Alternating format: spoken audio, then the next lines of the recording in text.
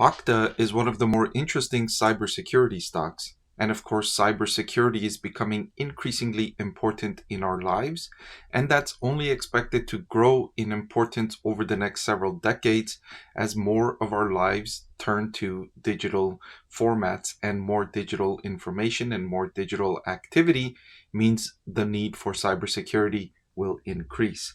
So, all that being said, what's a fair price to pay for Okta stock for those of you that are interested in buying this interesting cybersecurity company?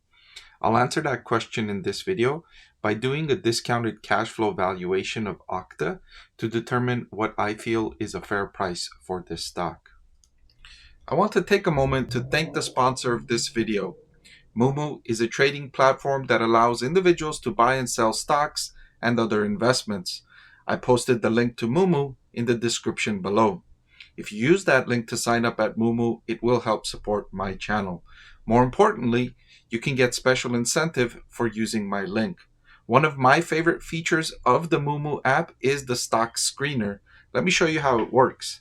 So you all know I like to look for companies with a high operating profit margin. So in the Moomoo app, I can search for stocks that have an operating profit margin I'm looking for.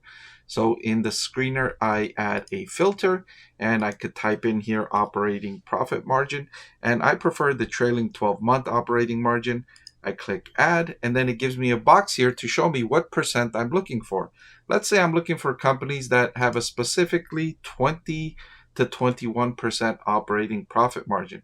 I type that in and you can see the list of companies that come up, including some popular companies like Caterpillar and AT&T.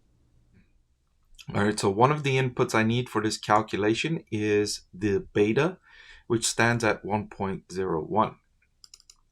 I also need the company's market cap at 14.5 billion, the cash and equivalents balance at 310 million, and the long-term debt of 858 million. I also need the number of shares outstanding at 170.67 million. And I'm going to need Wall Street's estimates for Okta's free cash flow over the next several years. In 2024, they estimate 490 million in free cash flow. In 2025, it's 660 million. In 2026, 680 million. 2027, 790 million. 2028 is 970 million. And 2029, 1.15 billion. So Wall Street is expecting growth in Okta's free cash flow over the next 5 years. This isn't explosive growth, but it's growth nevertheless. All right, now that we have all of our inputs, we can make the valuation. We can jump into the valuation model, starting with 2024, where they delivered 490 million in cash flow, all the way out to 2029 of 1.15 billion. These are all derived from the Wall Street analyst estimates of the company's free cash flow. From the year 2030 to 2034, I have the company's free cash flow growing at 9.3%, which would be half the rate of increase of the years between 2024 and 2029. And then starting in 2035, I have the company's free cash flow growing at the perpetuity rate of 5%, which is equal to the growth rate of economies like the United States economy, the nominal growth rate, not the real GDP, nominal GDP, which excludes inflation because Okta can benefit from rising inflation by increasing the nominal price it charges its customers. So now that we have all the free cash flows that we need to estimate, we need to now bring them back for today. We need to get today's value of those future cash flows. That's why it's called a discounted cash flow model, because you're discounting the cash flows from the future back to today using a discount rate. That discount rate I'm using is the weighted average cost of capital of 10.12%, utilizing a capital asset pricing model, cost of equity of 10.26%, and a cost of debt of 7.5%. Since the company only has 858 million in debt and a market cap of 14.5 billion, I'm estimating a target capital structure of 5% debt and 95% equity for Okta. So the weighted average cost of capital after all of those inputs arrives at 10.12%.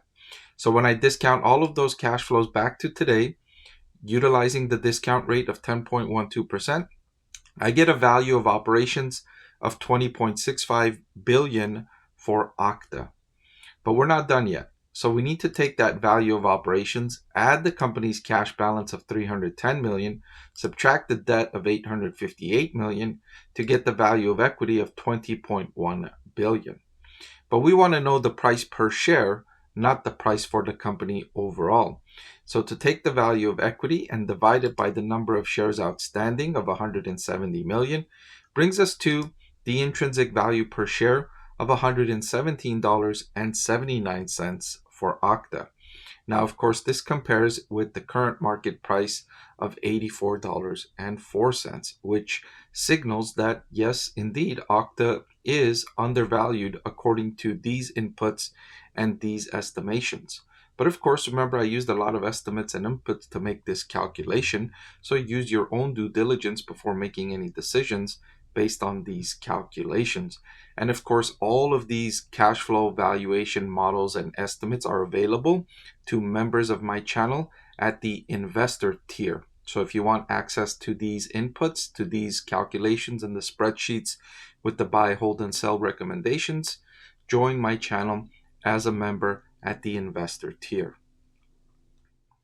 Did you know that over 90% of the people that watch my channel are not subscribed? It'll really help support my channel if you hit that subscribe button. And oh, by the way, one of the benefits of being subscribed is that I take requests from subscribers more often than I do from non-subscribers. So if you prefer that benefit, please subscribe to the channel.